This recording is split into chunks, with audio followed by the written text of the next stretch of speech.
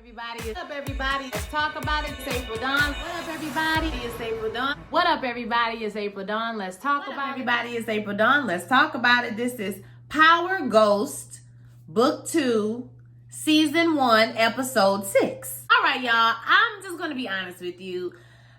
I don't know how much longer I'm going to be able to hang with this show. It's not that it's a bad show. It's just that I'm not 100%. I just ain't feeling it, y'all. Like, it's some things about the show that that don't make no sense to me. And I don't know. I didn't take no notes, so this is just a review. Like, literally, just a review. That's it, okay?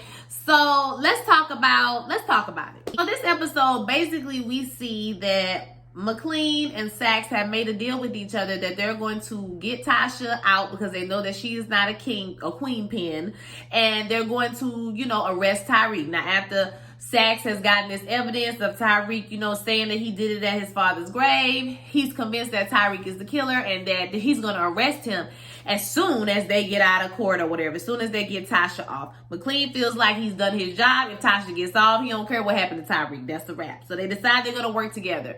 So we go through the jury selection. Even the judge is shocked by what happens during the jury selection. We also see what happens with Tyreek this episode is that Kane and Monet wants Drew and Diana to go down to the dope house and, break down dope and count money or whatever, because she feels like they're spoiled and they riding around here with clothes and cars, and everybody else does all the hard work. So Kane, she said something about, I'm not there, I'm not at Stansfield's laying up in somebody's bed, and Kane assumes that she's talking about Diana. So he questions Diana about Tyreek. Diana said, I'm not screwing him, but if I was, it wouldn't be none of your damn business. While Drew sits there and let her take the heat, because we all know that Monet was talking about Drew. Kane goes to Stanfield as a result to confront Tyreek, and Monet takes them down to the dope house. So when Kane goes to Stanfield, he runs into Tracy, who is Braden's brother, right? Tracy and Braden are arguing about the drugs that Tracy stole, and he up in there giving him noogies and wedgies and shit. And here comes Kane. He in the room, and he's like, what's going on? Braden tries to defuse the situation, but kind of makes it worse by saying his name and saying, I work with him, we're partners. Like, he didn't tell you about me. Like, hell no, he didn't tell me about you because he's trying to keep your ass alive, okay? Kane tells them to come on with us because now you got my name in your mouth, my business, and he brings them out there to the block so that they can sell dope. Now, Braden is successful. This is completely unrealistic, but he walks up to some randos on the street. They don't think he the police. Well, they do, but he says he's not the police, and they light up a blunt and they start smoking. See that on the other end, Drew and Diana are, like I said, they at the dope house, they counting money, whatever, and Drew's friend Everett keep texting him because he want to talk to him, and he's like, okay, well, I'm gonna go and see him. So against Diana's wishes, and Monet's wishes, he got up and left. But why would you take the boy phone and leave it right there for him to see? So that was stupid on Monet's part. So he goes down there to see Drew, and Ezekiel, or whatever the boy named, not Ezekiel, that's Zeke. Everett gives him, this whole speech about how he want to play pro ball. It's not that he's not okay with himself, but he can't come out and be a point guard for the Spurs. You know what I'm saying? Like, that's not going to happen. He has a point in their respect. They have sex together again, and Monet comes back and finds that Drew is gone, and Diana says, well, listen, I might know where he is, but you're going to have to let me go because he's not going to answer the phone from you.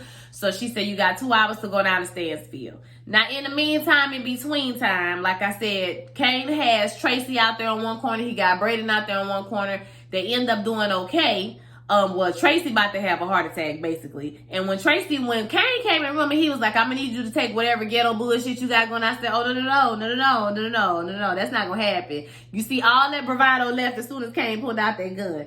So anywho, they got out there, Tracy was having a heart attack, Braden did fine, he sold all his dope. They get in the car, they go home, they get pulled over. Now, this car, they get pulled over by Ramirez, which is the dude who messes with, Monet, right? So we see that he says, what's going on? These are Westons. These are rich people. Just imagine what would happen if you got caught, da-da-da-da. So he takes the boys out of the situation and tells them, hey, we're just going to act like this shit never happened. And Tracy's like, no, we need to call the police. We need to press charges. We were kidnapped. And Braden is like, bro, shut up, bro. Like, be quiet. Don't say shit else. Nothing happened. All right, we good. And they get out the car and that's it, right? So as far as Braden goes, I think Brayden is cool. I like Brayden. I see they trying to make him a baby Tommy because whenever he did make it back to the room, he did tell Tyreek that, you know, he really liked the fact that it was his money and was not his parents' money. So I think he's going to get off on that to a certain extent. So for right now, I like Brayden. I feel like he's a rider for the most part. And I kind of feel like the fact that he's a Weston is going to work in their benefit in some way. I don't know why, but I just feel like it's going to work towards their benefit in some type of way in the end. So in the meantime, while he was out there in them streets, we had Riley come in. Now, Sax has told Riley that you need to not talk to them anymore. Yes, we got away with it this time, but, you know, who knows if we'll get away with it again. And she said she's in love. Now, you know, she did what she was supposed to do for him, and it ain't her fault that she sent him up there, you know, that he sent her up there to go find evidence or whatever. So she's going to prove to him that Brayden is a good person. Girl. So she goes up to the school. Brayden is not in the room, and Tyreek comes in the room. Y'all, Tyreek opened that drawer, and he had that gun in that drawer. I was like, nigga, it's underneath one book.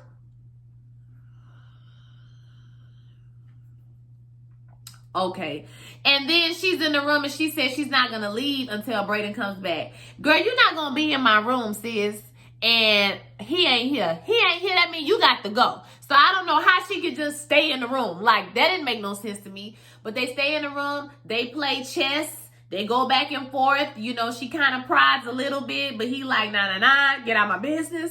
And eventually, after Diana shows up to get Drew out of the room with the guy and tell him to go home, she goes to Tyreek and tells Tyreek that she knows, you know, how he got the business with the app and everything. Because what happened was when Drew and Everett were at the house, Everett got a delivery from the app. So Drew saw it. He told Diana, and he told him not to tell Monet because they won't have no reason to go up to Stansfield if they tell Monet, right? So she gonna tell Monet, you know she gonna tell. Plus, he let her take the heat. And what's funny to me when he said, I don't talk about my niggas with Kane, and you shouldn't either. Child, I hollered because dead ass, you shouldn't, because Kane is crazy. So, anywho, like I said, she confronts Tyreek. She think he got somebody in the room. The person is Riley, but I know he don't want Riley to see her because she gonna start connecting shit, and you know he know that she ain't up to no good, which is why I'm trying to figure out why he even entertains her at all. So, you know, she tells him she gonna tell Monet what's going on with this business or whatever, even though he don't want her to. So that's what happens. Now, while he's out there with her, he got a text message from a 215 number, and Riley takes the picture of this number, and I'm guessing she's gonna give it to whatever, because she said we need to talk. Now, what I don't understand is who is the 215 number, because she hadn't told Monet about the stuff yet, unless she told her beforehand. It don't make no sense, because it seemed like when she got home, she told her about it at the end of the episode. Was that Monet texting him, or was that somebody else texting him? But that didn't make no sense for her to text him while he was outside. Like, had she already told Monet? Like, I'm a little bit unsure, because when she got to the place, she told Monet again. Like, I'm confused. So anyway, Riley took a picture of that, and we see Sax looking at that later. Okay? So that's what happened with that whole situation. So, and then we have in the court side, we have, like I said, McLean and Sax. They done picked their jury. It's ready to start the trial. Stephen Ott has a problem with this because most of them are black men, kind of nerdy dudes. Tasha's a beautiful woman. I'm glad they put that in there. And y'all just got a new TV, and I can really see the beauty of Naturi Naughton. She is a beautiful woman, okay? Like, up close and personal. Her skin is everything. So, anywho, they even did her cornrows again for the show. I was like, come through, cornrows. They go to Two-Bit. Y'all remember Two-Bit. He ain't no snitch. They go to him. Sax is trying to get him to, you know, flip on Tasha. He was like, I don't even know her. I'm not flipping on Tasha. I don't know what you're talking about. Because if you think about it, did Two-Bit ever even meet Tasha? He might have met her one time when the whole thing went down with Kane character. Not Kane. What was his name, child? Kanan character. You remember he kidnapped Tyreek, that whole thing. So I think he might have met her one time or seen her one time or something like that. But he didn't know Tasha. So he's like, I ain't saying nothing. I don't know what you talking about. I don't know what you talking about. Get up out of here, okay? So McLean goes to see him on the back end. Is like, look, I need you to go back to take the deal. We can have you back out on the street as soon as possible. You ain't got to say nothing. You ain't got to snitch.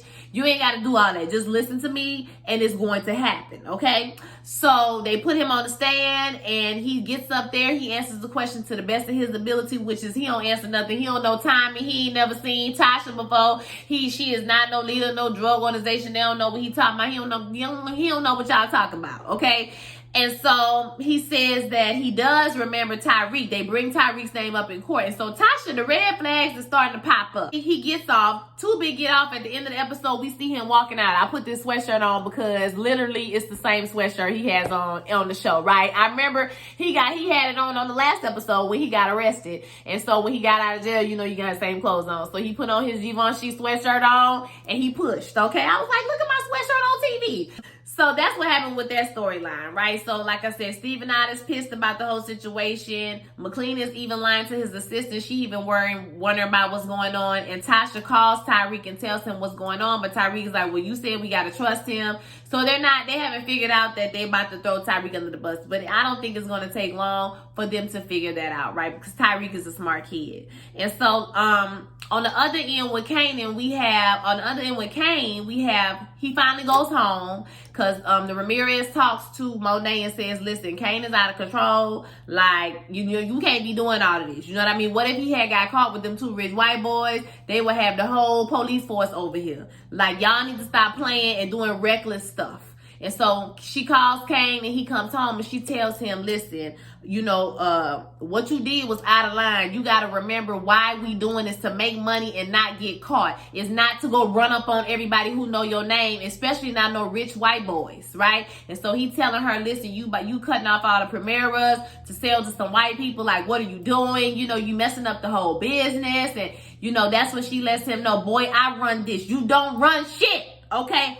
I run this. So he getting mad. He's like, basically, I'm gonna go tell daddy. This ain't your house. This daddy house. Everything up in here is because our daddy. Okay, you got me messed up. And so the kids come downstairs when they hear all the commotion. And like I said, Diana tries to stop him and he turns around and tell her don't stop. But when he turned around, he like hit his mama and knocked on the ground, right?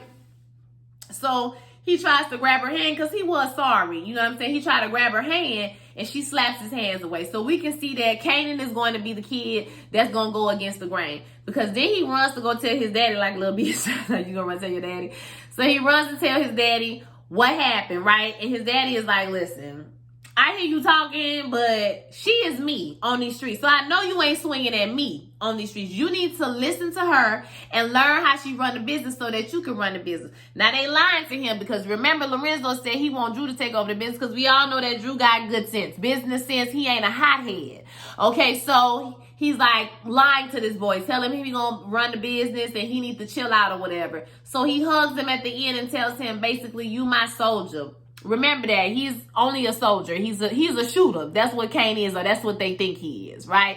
So he hugs them, but then when Kane goes to leave, he gets the guards to beat his ass, and then he comes back and say, if you ever put your hands on my wife again, don't you ever put your hands on my wife again. Like, nigga, I know that's your mama, but that's my wife, okay? And what we not gonna do is be hitting on my wife. You got me messed up and misconstrued. Okay, so we know that Lorenzo is ruthless, and baby, I want to jump on Lorenzo back when he was walking out that door, baby, because Lorenzo is fine, honey. Lorenzo could get it all day long, okay? Lorenzo, woo!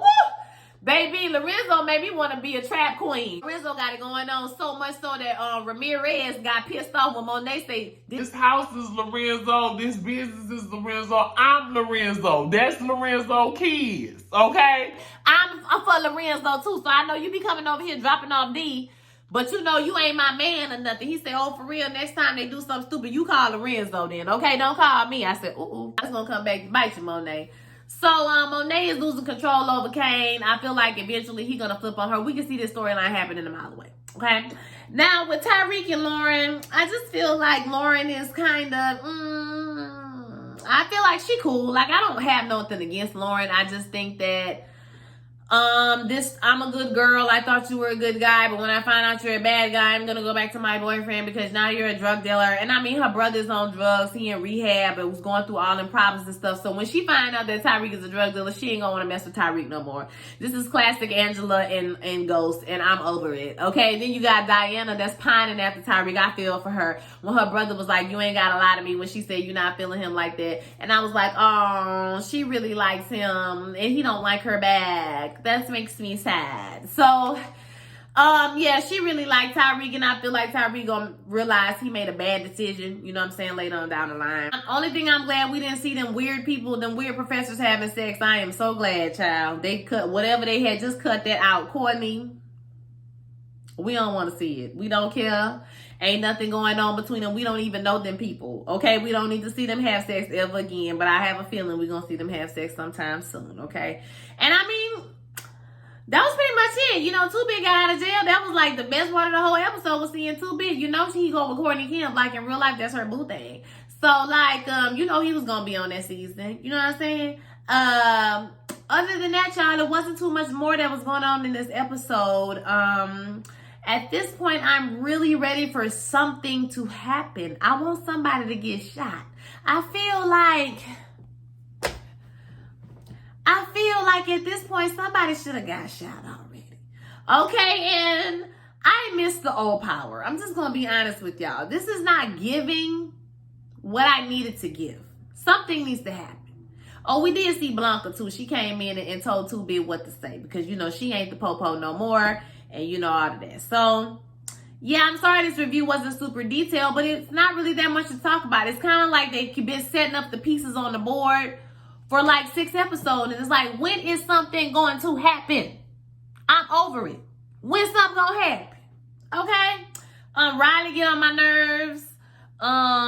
Kane get on my nerves a little bit, even though like his bottom lip look juicy. But he get on my nerves too because he act like a spoiled child and he just too hot-headed. Like that's why they don't want your ass to take over the business.